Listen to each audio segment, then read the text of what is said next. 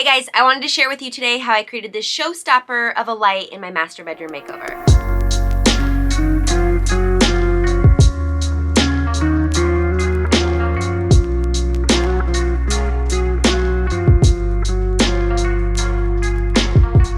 So I get a lot of questions about this light over on Instagram when I shared it, and it was fairly simple to make, and I love that it can be adapted for so many different rooms, so I wanted to walk you through how I did it today. So when I was first putting together the designs for this room, I knew I wanted the light fixture to be visually wide and large enough to make a statement.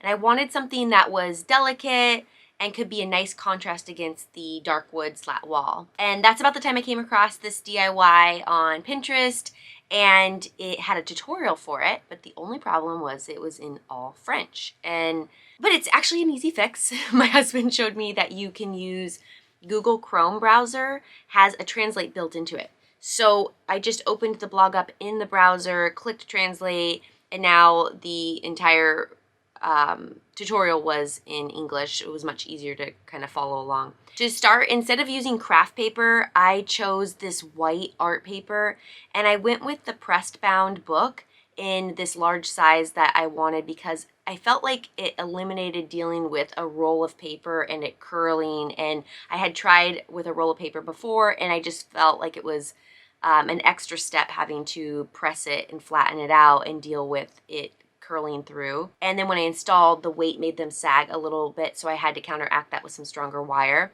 So if I did it again, I would probably choose to do a medium weight paper or something that would fold much easier.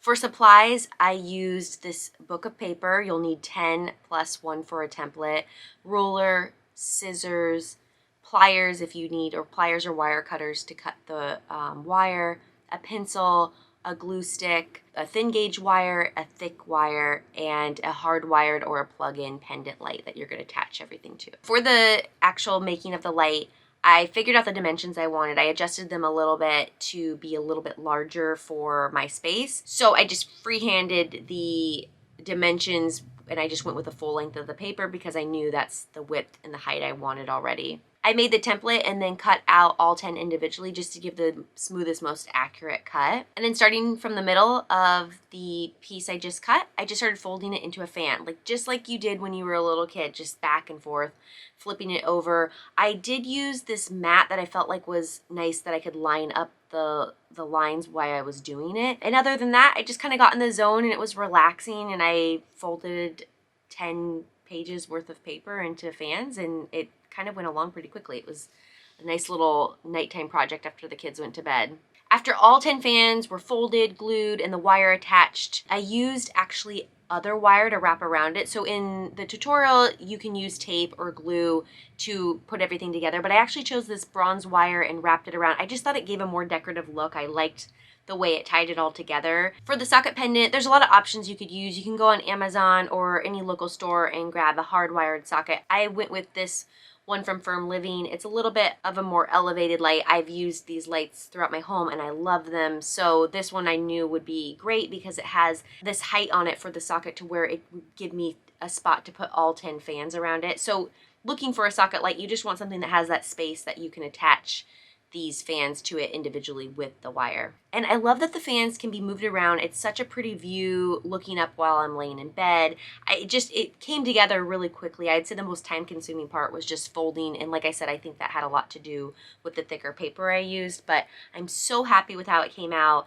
And installing the light on a dimmer makes it just a super functional light. You can dim it down and make it kind of moody and soft before bed, or you can completely brighten it up. The room isn't large and it has a lot of natural light, so in the daytime this one socket is just fine. And I chose a bulb that's a LED bulb that's a dimmer, and it's a glass white glass bulb. I looked for one that was really large and would kind of tie in really nicely with everything kind of going together. So that's it. Thanks for watching. I loved making this light. I loved how it turned out. So let me know in the comments below if you think you'll plan to make one. And as always, please like and subscribe and share. I'm a little channel, slowly growing, and I love having you guys here, and I will see you on the next one.